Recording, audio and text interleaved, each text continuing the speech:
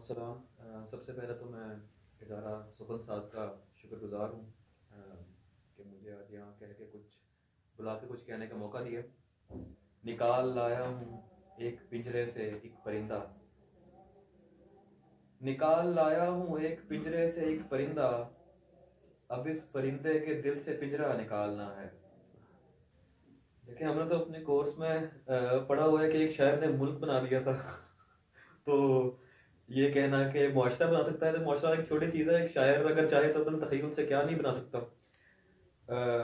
Science जो होती है वो आर्ट को फॉलो करती है।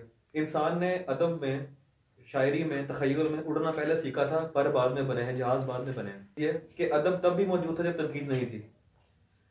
तनकीद बराए अदब होती है, अदब बराए तनकीद नहीं हो सकता। अदब बराए जिंदगी है, अदब जिंदगी गुजारने का तरीका है।